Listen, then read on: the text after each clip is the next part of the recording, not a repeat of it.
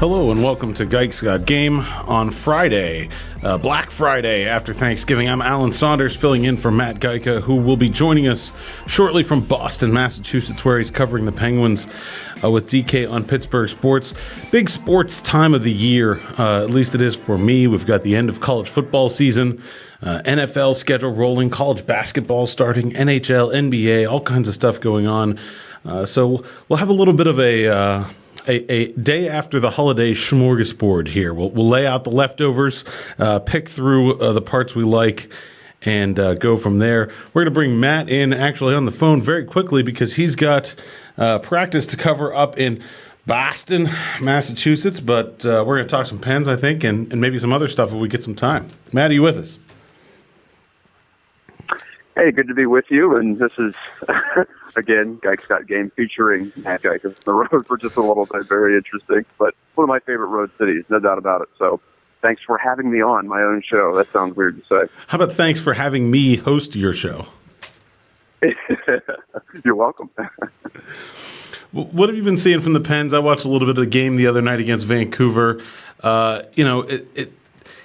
And I guess what's your panic level personally about the way that the season has started for this team? That to me was the question around the Thanksgiving dinner table last night was how concerning is this start really?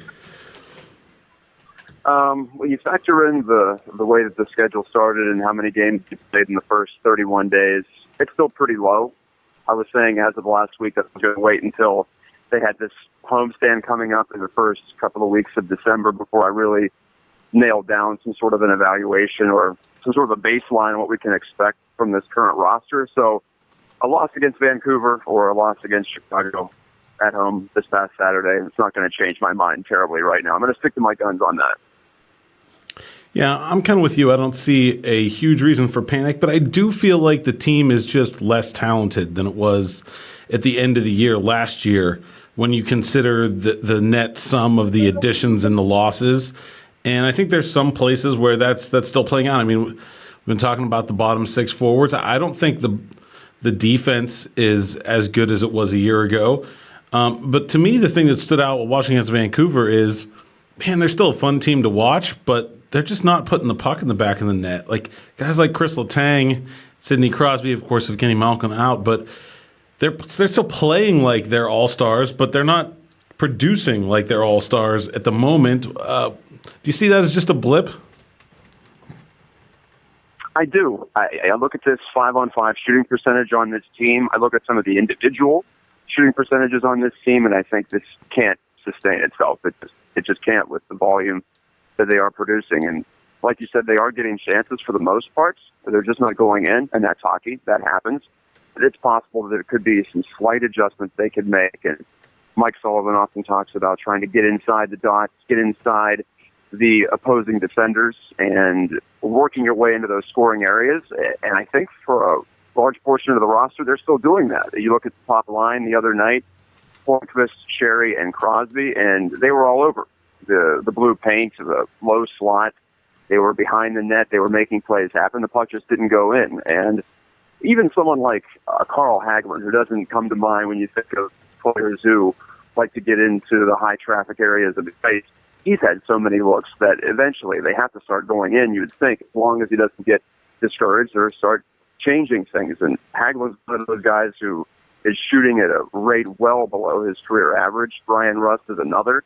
And there's no guarantee that they bounce back fully. And there's no guarantee that the floodgates are going to open all of a sudden. But there's still enough there on this roster, or I believe, that you could expect maybe not the production along the lines of last year when they were the highest scoring team in the league, but at least somewhere in the top third in the NHL. And that should still be enough considering what they have on in goal with Matt Murray. And his numbers aren't great either, but I also think that was partially due to early season porousness on the backside. They were definitely giving up a lot of scoring chances, and they did again against Vancouver. So it's not like it's an easy fix, but at least at the offensive end, I just think they needed to stick to it. Real quick, I want to get to some other things, and I know you've got to run, but what are you looking for against the Bruins today?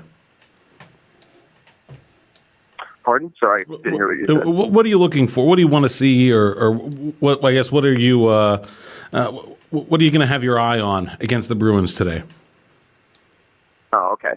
Well, the Bruins have some interesting young players. There's McAvoy. They have DeBrusque. Louis DeBrusque is on fire, and the Bruins are trying to turn this team over, and they're pretty fascinating in that way to me because they still have that top line or that top threesome, even if they're not playing together. Bergeron, Marchand, and Pasternak. And I covered a game here last year where those three were maybe the best line I saw all year for a sustained 60-minute stretch. So they still have a little bit of that top end that are the more veteran guys. Pasternak's a younger guy, but he's more established. But as the Bruins try to turn this thing into maybe a new mini run of contention here, I'm just excited to see some of the newer players, some of these prospects come up. And they're in a similar spot in the standings as the Penguins, but definitely in a different spot on the competitive arc, if you will. So there's that from the opposing side. And as for the Penguins playing without Yevgeny Malkin, we'll see probably Riley Sheahan as the second-line center.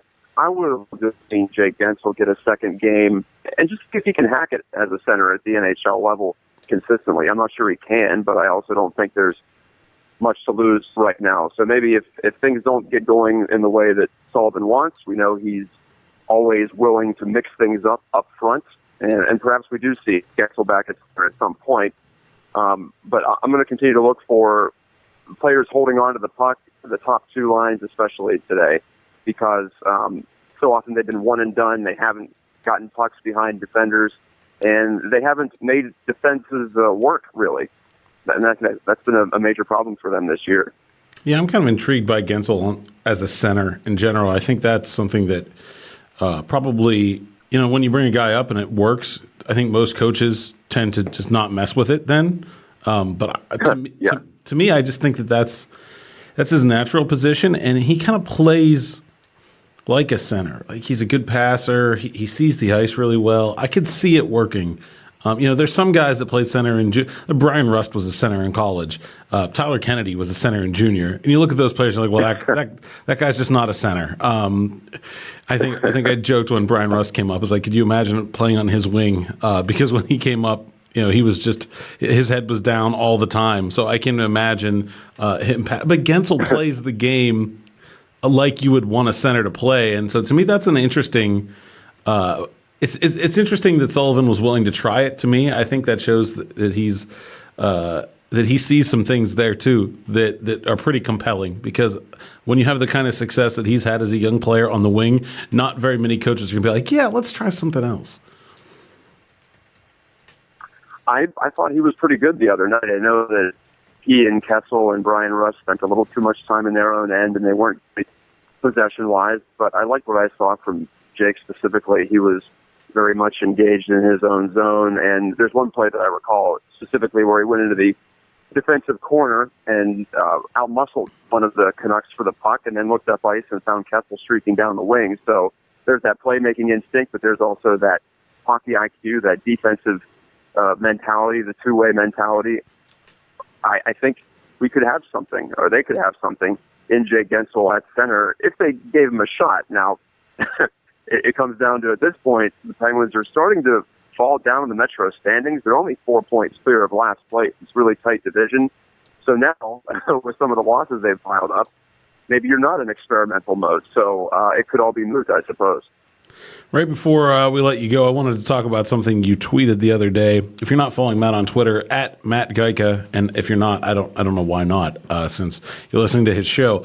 But you said, it's been my experience that some fans love the idea of an authoritarian coach screaming at a team to make them play better. My question for those people would be, is that what you respond to in your workplace?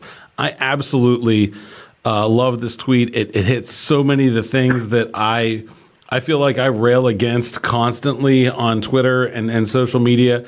I'm going to talk about this more after we let you go, but I wanted to kind of give you a chance to, I guess, expand on that thought, or maybe what prompted that thought from you on Twitter the other day.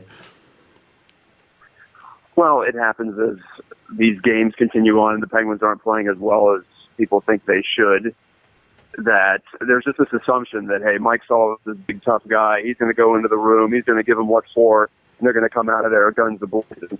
That doesn't tend to work with professionals, especially because, number one, you can't do that well too often or else you wear it out. Number two, I think Sullivan's teaching acumen and his love for instruction is buried under that persona, perhaps, and it may just be that if he looked like Mike Johnson, that you would get more appreciation for that. But it's just a matter of a perception in that way. And like I said, the voice, the Boston gruffness at times, I think it makes people believe that he's just more of a quote-unquote motivator. But number one on the list, as far as why I thought of that, is I just see a disconnect between what sports fans think will work with their favorite teams and what they think will work in their own workplaces. And yeah, there are differences. There's a lot more adrenaline and testosterone flowing around a professional sports team, especially a professional hockey team, compared to your average desk job or retail or service industry. But the principles of leadership remain the same. There are several of them that cross over no matter what you're doing, no matter what type of a group you're trying to lead or what the task is.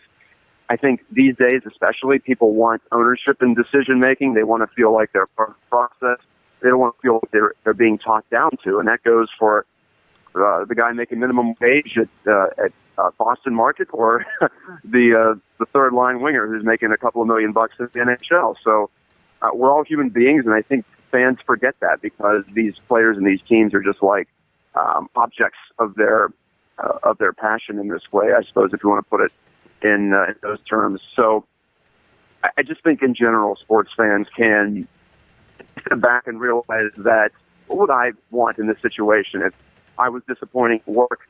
Yeah, you would want accountability, I would think, unless you're a lazy person or you don't care about your productivity. But I don't think they would want what the common perception is that coaches do when teams aren't playing well. Yeah, I think that's so spot on. I think the other thing, and like I said, I'm gonna try to get into this a little bit more after we have to let you go. But I think the one thing that stands out to me is that it presumes lack of effort, right? Or just a total misreading of the situation. Because if it's anything other than lack of effort, then that kind of response is just totally unwarranted. And if it is a lack of effort, then I suppose it can be warranted. But how often have you looked at a professional or even a high-level amateur talking NCAA, kind of game and said, well, this team just didn't try hard enough, and that's why they lost? To me, it's almost never come up. Yeah, it's pretty rare. I think you might see that. Well, here's what the problem is, too. Most fans' experience in playing sports goes about as far as school or maybe recreational leagues as adults. And at those levels, trying a little bit harder might make the difference. But at top levels, when the games are so fast and everyone's so refined and everyone's in great shape, the effort isn't typically a problem. Now, sometimes it may creep in over the course of a 6-month regular season. I'm not saying that doesn't happen, but more often than not, it's a matter of tactics. It's a matter of trying some different things to mix it up. It's a matter of lineup shuffling or deploying players in ways that are more efficient as opposed to just going in there and saying, hey, try harder, skate faster, and we'll be okay. So the disconnect does come from personal experience. I think people just have a hard time imagining themselves, and sometimes I do too, even though I cover these guys, but you have a hard time imagining yourself in that spot. So it's a lack of ability to put yourself in someone else's shoes, or skates in this case. Yeah, and I don't think it's certainly not a phenomenon that's limited to hockey either. Certainly, in many of the sports I cover, no. I see it all the time. Well, I know you've got to run. You've got a press briefing. Is that what you got going on this morning there? Talking to Mr. Sullivan? Yeah, we're going to find out who the starting goalie is. My money's on Matt Murray. And, I'm going to enjoy my time in the hub. I'm going to take the subway over. I'll fly out tonight. Quick 24-hour stay. We'll see what develops down at TD Garden, which is going to be a 2-game day at TD Garden. They have the Celtics playing at home tonight, so I'll be curious to watch I'll be interested to see the arena staff turn it over to the parquet court. Nice, yeah, that'll be cool.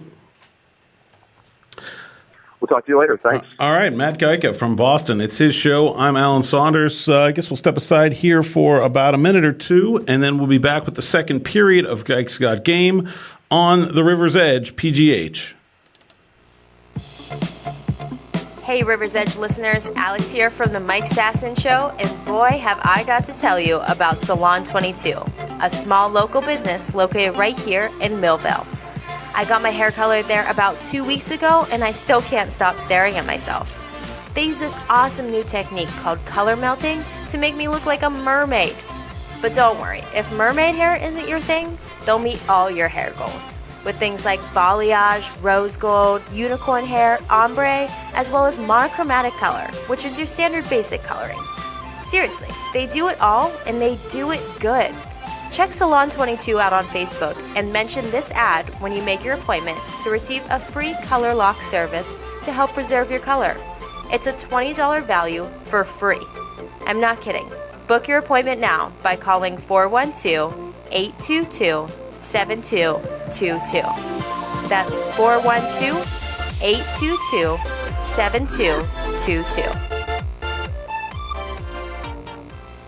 Welcome back to the second period of Geiks Got Game. I'm Alan Saunders, filling in for Matt Geica at historic Mr. Small's Theater in the Millville neighborhood of Pittsburgh. Brian Crawford to my left. He's got some announcements here or something. I do. I have something I want to let you guys know about. Today is Black Friday, and everyone's going to Walmart or Target or all of these other corporate chains that just, aren't really good to their employees often. Sometimes they are, but not always. A lot of times, big wigs. But people like to support small business, and on December 2nd, from noon until 8 p.m., the Yuletide Tour is occurring here in Millville, all over Millville. We're actually on Google Maps, so you can go to the BAM Facebook page, the Business Association of Millville's Facebook page, and check out the map before you come. But they'll have local specials at all of the different places, live music and entertainment, a holiday photo booth, a kids' Christmas party. They're going to light the tree with Santa Claus at 5:30, and there's going to be lots of bars involved. So those of you who like to have a good time, you can have a good time as an adult as well. So lots of good stuff. December 2nd. That sounds good. Should definitely come out. Buy local. That is important. And we're local, of course, to the Millville neighborhood. But proud members of the Business Association there you go. And I think that's important no matter where you live. Go support the local businesses. One of the things I love about coming to Millville when we record here is that it feels like a small town. Like it definitely does. I mean, when you get down to the end of the town, you can see the skyscrapers of downtown Pittsburgh. But when you're here in Millville, it doesn't feel like a suburb of a major city. It feels just like a small town that could be in any part of the country. And I really like that, the vibe that this neighborhood has. And I think it's what makes it special. And I think Pittsburgh is a city that has a lot of those little neighborhoods. And as we kind of grow as a city, and there's more transients, and there's a lot of people that didn't grow up here now, I hope that's one of the things we hold on to, because I think it's one of the things that really makes Pittsburgh special. Yeah, I agree. In Millville, one thing I love about it reminds me of my hometown in Irwin, where it has that small town feel. But you're right, you can walk down the street to the river trail and see the city, and I can walk downtown in under an hour, which is fantastic. Yeah, good stuff. Good stuff. That's certainly something that's important to me. But where this show is for sports, and we're going to continue on a thread that I started with Matt Geica, who was with us over the phone in Boston just before the break. Matt had tweeted a couple days ago about this drive from fans that there's this feeling that a coach's job is to go into the locker room after a bad performance or a loss and just tear his team apart or be a master motivator in some sort of Lombardi-esque fashion. And Matt's comment was, "Is that what would motivate you at work?" And I think that to me really hits on one of the biggest things that I notice when I interact with fans on social media and when I see people out and about and people ask me about, what's going on with this team or whatever, is that there is this disconnect between fandom for a team and the understanding of the way those teams work. And I think it's very difficult because people want to be a passionate fan. And I think part of being a fan is sort of suspending belief that a little bit that, you you have to, in order to be a fan, you have to think that your team is different, your team is special. There's a reason that your team's going to win and they're better than the other team, and I think that's part and parcel of it. But I think when it comes to the understanding of why things happen, like it's really hard to deal with the realities of why, while at the same time being in that fan bubble of suspended disbelief that, yes, my team is special, my team is different, there's a reason that they're going to win, and they're fundamentally better than the other team. And then the logical step then is, well, if my team is better and my team is special and they didn't win, then they must not have tried hard enough. Because there's no way that my team, which is great and I love it and is awesome, could lose unless, well, maybe they're not so good. And so I feel like that's where we come into this. That's how we get to this point where, the fans are screaming on social media that, the coach needs fired, or he needs to go in there and bench him or chew them out. And when we equate that to the experience that most people have in their professional lives, it doesn't jive, right? If you're a business-to-business salesperson and you fly to California to try to land Google as a customer for your business, and you aren't successful, your boss doesn't ream you out or fire you when you get home. I mean, will there be some honest self-evaluation about why you weren't successful? What did that company that got the job have that we didn't have, and or who did we not have a good enough relationship with that we needed to, that we weren't able to get that sale? But it's not going to be your boss dressing you down for 45 minutes over that failure. That's not good business. That's not how. If a business operated that like that, we would think it's foolish. But that's the expectation for people, for a sports team to operate. And sports are a business. This is their profession. This is their work.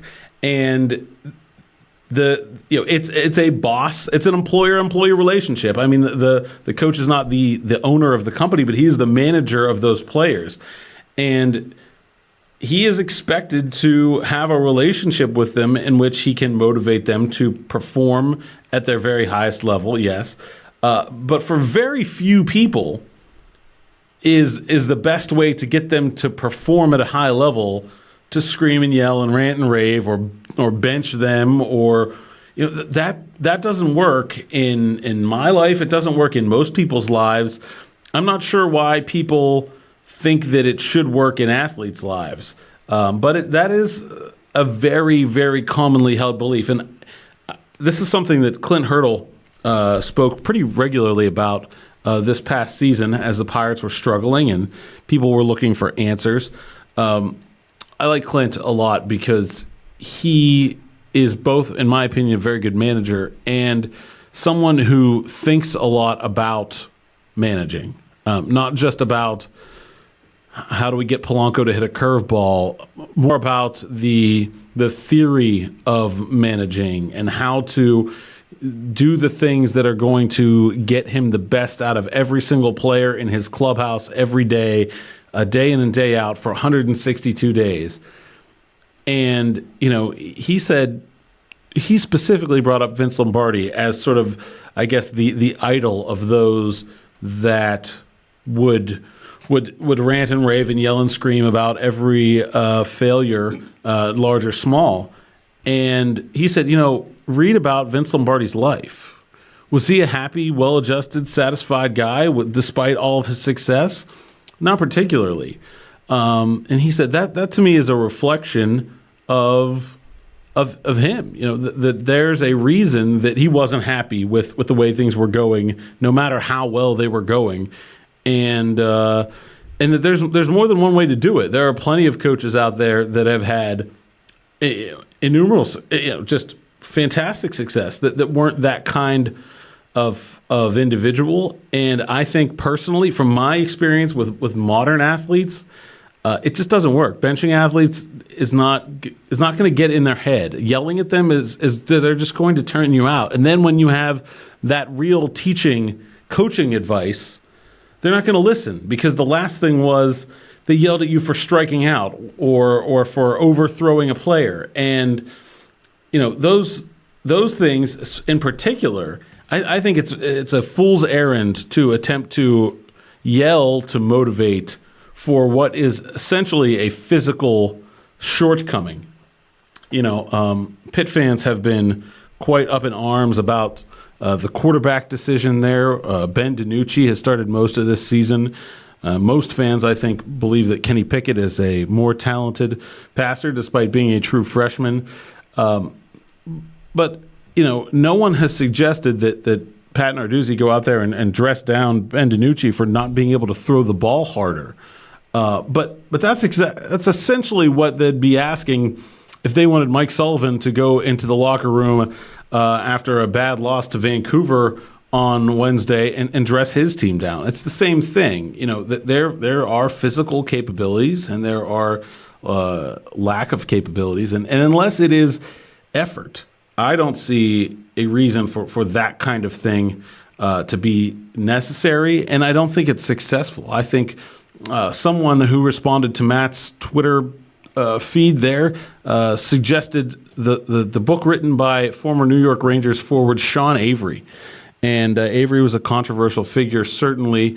But one of the things that he said in that book was that the Rangers just stopped listening to John Tortorella when he was their head coach. And Tortorella's one of those guys that everything is a big deal, and he yells and screams and rants and raves. And Avery said we just stopped listening to him. And I think as a head coach, if your team stops listening to you, that is the very worst thing that can happen. Worse than winning, worse than any amount of winning or losing, worse than any amount of individual success is if the team stops listening to the coach, then they can no longer do their job, because motivating, yes, is part of the job, but so much of the job of the coach is tactics and strategy and teaching, and those things need to be communicated. And if the head coach is not getting through to the players, then he can't do his job. And that to me is why I've sort of always gravitated to the coaches that think they can get their players to perform their best without using those tactics. And I think Pittsburgh has a few examples of really good ones.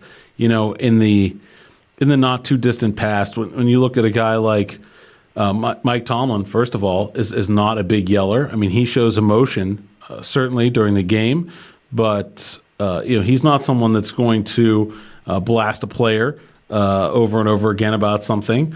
And I think Mike Sullivan and Matt, I think, hit the nail on the head. He has that sort of gruff exterior, but that is not what he does best. What he does best is explain the game and get great players to buy into a team concept that works for everyone. And I think in hockey, that is one of the most important things. And that's the way things are. I think Clint Hurdle is a fantastic example as well. So I spend a lot of my time on social media arguing with fans. This is one that seems to come up a lot. I thought Matt was pretty much spot on when he said what he said, and I wanted to bring it up because I do see this often, and I do think it is a real part of the disconnect between what happens in the TV room in people's houses and what happens in the locker room at sporting events. And I guess part of our job, Matt and I, is to bridge that gap, is to show people a little bit behind the curtain about what they aren't seeing. And so I don't know, hopefully if you heard this and you are a fan of that kind of coach, maybe I've changed your mind. And if you're not, I don't know, send me a tweet or something and we'll talk about it. In? Yeah, Brian, okay. What do you got? So imagine you're here doing the radio show, Gike's Got Game, you're on air, and I'm literally standing behind you, arms crossed, actually one arm on the hip, the other arm pointing at the screen, whispering in your ear, no, say this, don't say it that way, say this instead, come on. I lived through that. I had a coach like that when I worked at a rent-to-own place And with the rent-to-own company, you sell the merchandise and then you have collections where you have to get people to pay on the device. And the assistant store managers literally were screamed at in the back room on a daily basis by this new store manager that came in, threatened with their jobs every day, and us underlings who were at the very bottom, who were making about $10 an hour to literally do this crazy job where you go to people's houses and try to repossess material and things like that. We were at $10 an hour at home every night, worried about our jobs, worried about making the numbers. I will say, he completed his mission in making us get our numbers most of the time. We were so panicked that we were doing all sorts of crazy things, even illegal things, just to try to get our numbers up to where they need to be.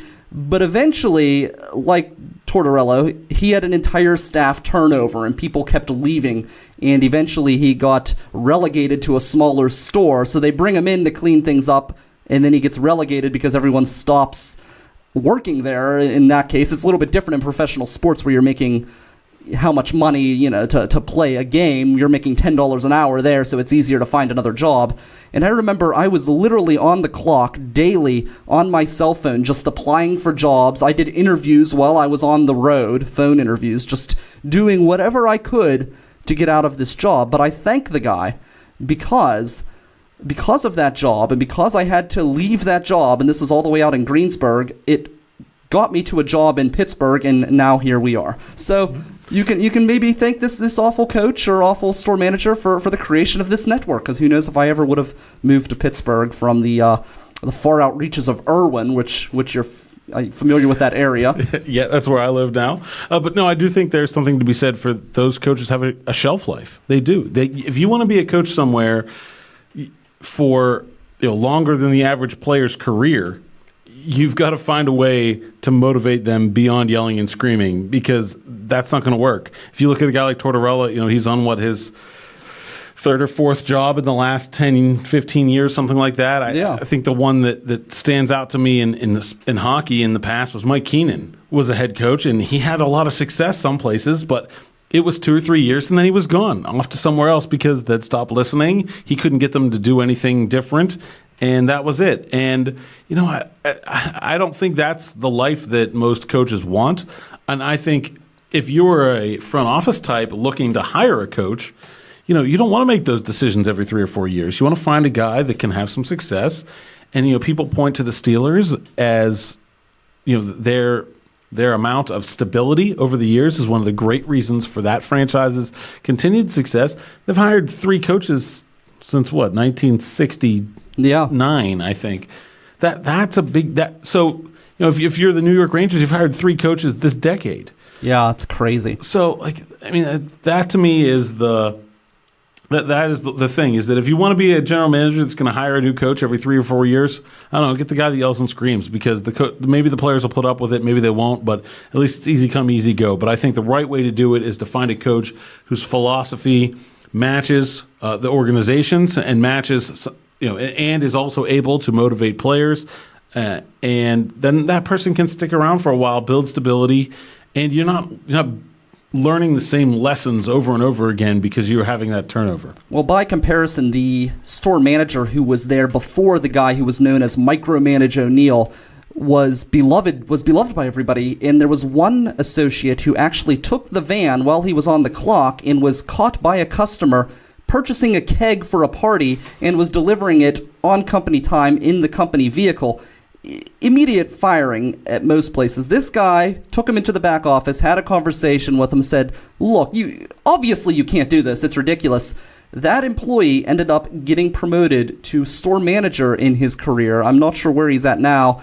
And the guy who left, the store manager who left, he had left for a district manager position. So he moved up, and people, because he was willing to teach and educate and work with people felt almost guilty if they let the guy down. So yeah, I think there's a lot of that feeling in some of the locker rooms that I'm around.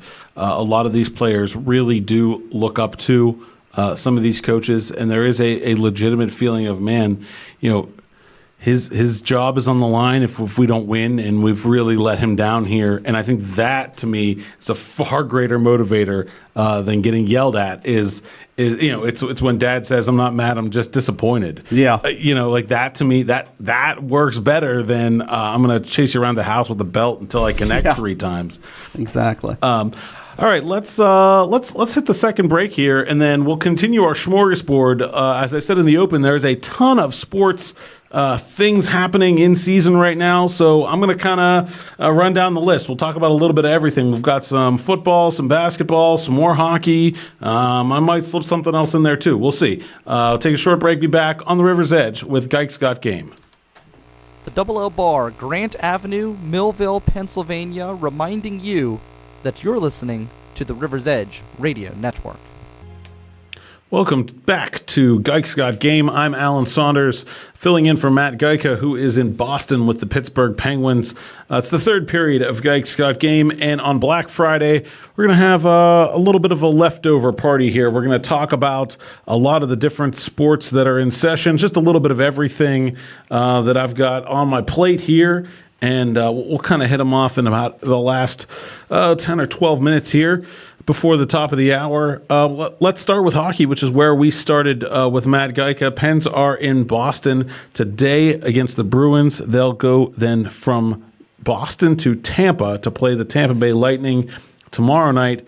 And to me, I think that the back-to-back part of the schedule is something that we've talked about a lot for the Penguins, but I'm not sure we can honestly talk about it enough, because those games where it's the second game of back-to-back, there's travel involved, and they're playing quality teams on those second games. They played Chicago. This is the second time they'll play Tampa.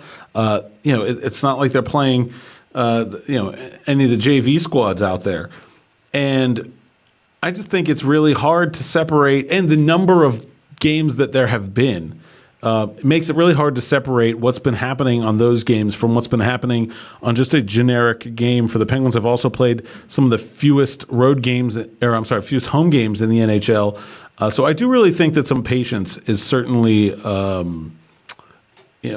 beyond just the record. When you're looking at things like goal differential, when you're looking at things like Corsi, it's not a super small sample size anymore at this point in the season, but it is a sample size that is pretty deeply skewed by some very bad performances on those second half of the back-to-back games, and those are tough situations with travel against teams that were well-rested on the road against a good opponent. That's not games that very many teams win. And I do think that the NHL schedulers probably should take as much blame as anyone for the Penguins' start to the season. I do think, as I said to Matt, that they are less talented than they were last year, and their best players are not playing like their best players. I think one of those will fix itself. And the other one, I don't think Jim Rutherford is done by any stretch of the imagination. He will take these next 2 months or so probably to take a look at his team, find out exactly what he needs, and then I'd be shocked if he does not make some kind of changes to improve that club as they look for a third straight Stanley Cup. And I think that's the other thing is that, man, even if they aren't very good this year, so what, right? I mean, they won back-to-back Stanley Cups. If it's fourth place, then it's fourth place. There's no shame in that. It's very difficult to win the Stanley Cup once in a player's career. Several of the Penguins have done it 3 times now. To do it a third time in 3 years would be absolutely unprecedented in this kind of era. So I think Pens fans, I've seen a lot of freaking out. Probably just take a deep breath. Yesterday was Thanksgiving. Be thankful for the pair of Stanley Cup championships over the last 2 years, and take whatever comes in stride this season, certainly. Let's stick with hockey, but go from the pros to college hockey. I want to talk a little bit about women's college hockey. It is not the most popular spectator sport in the world. I cover women's hockey for my website, Pittsburgh Hockey Digest. You can find it at berghockey.com or on Twitter at PGH Hockey Digest, Facebook as well. We cover all sorts of amateur hockey, college hockey, high school hockey, junior hockey, and follow the careers of players who started their amateur careers in Pittsburgh. And one of the sort of best stories that we've had over the last year and a few months has been the Robert Morris women's hockey team, which has sort of roared out of a relative obscurity to be one of the best college teams in Pittsburgh. They made their first NCAA tournament last year. They are currently ranked number 9 in the country and have been for most of this season. This weekend, they're hosting number 5 Ohio State out at the Robert Morris Island Sports Center on Neville Island. I can't say enough about the way that team plays and the entertainment value that they provide. I don't know how much tickets are. It cannot be a lot. I guess $10 or $15, maybe even less. I don't know for sure.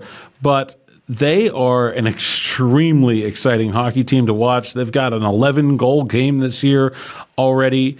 And this series with Ohio State is going to be some of the highest level women's hockey we've seen in this town.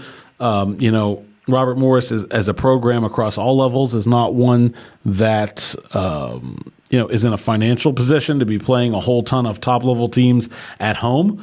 The men's team, when they get a big game, it's usually at PPG Paints Arena or it's on the road. The men's basketball team plays almost all of their big games on the road. Same thing with the women's basketball team. So I can't recall too many times when Robert Morris in any sport was hosting a number 5 team in the country in their regular campus facility. I mean, Neville Island is slightly off campus, but that's where they play the regular games. And so this is going to be a huge game, huge series, 2 games, Friday 7 p.m., Saturday 2 p.m. If you've never seen women's hockey played at a very high level, I think you should check it out. It's an awesome game. The players play very hard.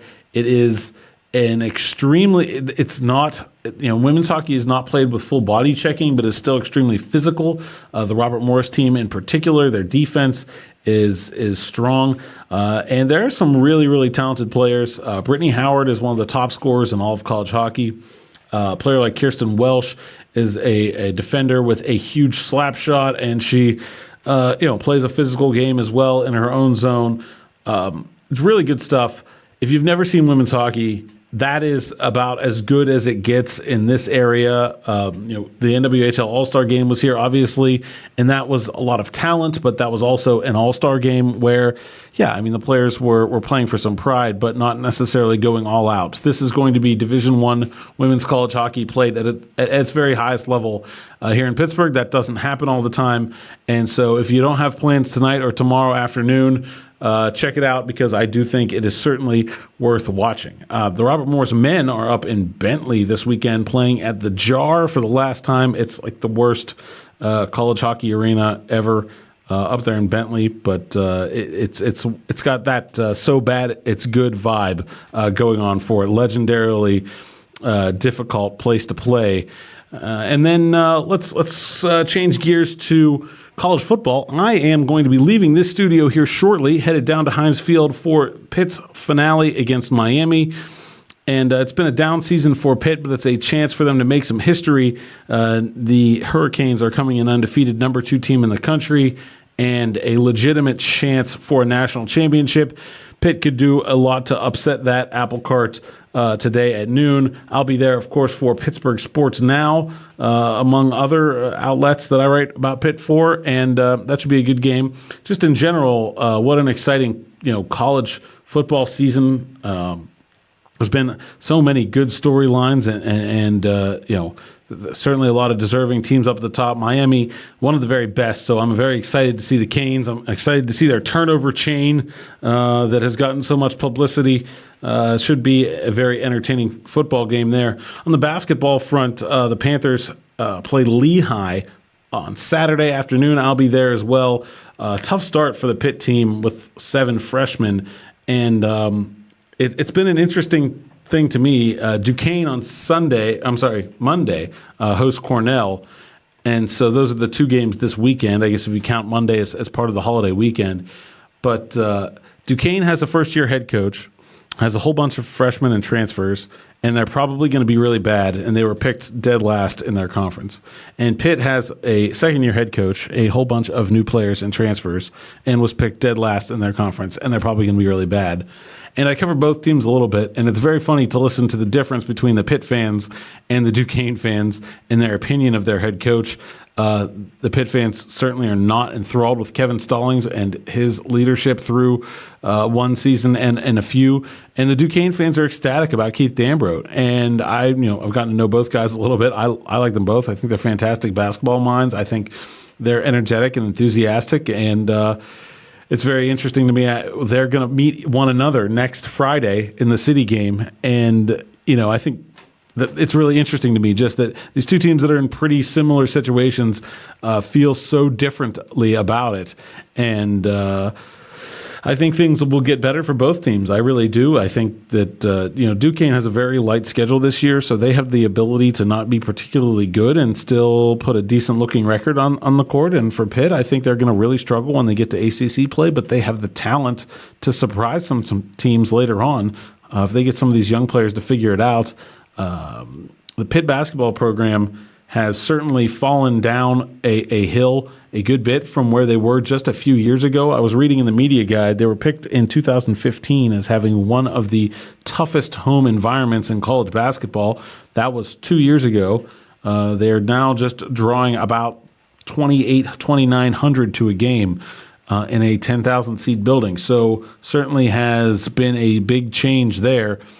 But it's a young team full of very exciting players to me. A guy like Shamil Stevenson looks like a real star. Marcus Carr had a fantastic game against Oklahoma State the other day. So, if you haven't checked into Pitt basketball, or maybe basketball is not necessarily the thing that gets you the most excited, that team should provide a chance for you to see some pretty high-level athletes play the game for a relative bargain. I'm going to assume that, I haven't looked, but I'm going to assume that the secondary ticket market for Pitt basketball is pretty soft. So they've got, I think, 7 straight games in Pittsburgh, including the City game at PPG Paints Arena next week. So do me a favor, and if you're a Pitt basketball fan that's sort of tuned out because of the losses over the last 2 years, or because you don't like Kevin Stallings, check it out. Watch a game on TV if you can find one. Come down to the Pete if you can get a ticket. There's some really exciting young players on the Pitt team, and I think there are better days ahead. They may not come quickly, but there are certainly a lot of positive signs that I saw while I was with the team in Brooklyn earlier this week. And we'll get on with that a little bit later. That's it, but that's a lot. There's a ton going on. Wrestling, Pitt wrestling is off to they got their season started off with a win under Keith Gavin, and they've slid back a little bit, but they've got West Virginia coming up in a couple weeks, and Penn State wrestling off to a fantastic start. All kinds of good sports out there. It's a fantastic time of the year to be a sports fan.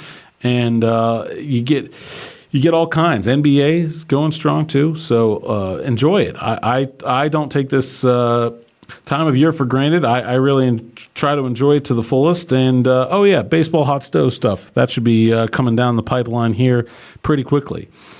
So Brian, what else you got going on? Anything? I will be back Sunday night, 7 p.m. at riversedgepgh.com/live, and that will rebroadcast Monday morning, 10 a.m., so I've got that coming up, and just that in the Yuletide Tour. Be sure to check that out on December 2nd. Yeah, that sounds good. I'm busy on December 2nd and every other day ever, but I understand how that is. But it sounds good, and I think that's about it. So thank you to Matt Geica for letting me host. Thanks to Brian Crawford for setting all this up and keeping me in line with his hands-off management style. So until next week, thanks for tuning in to Geik's Got Game on the River's Edge.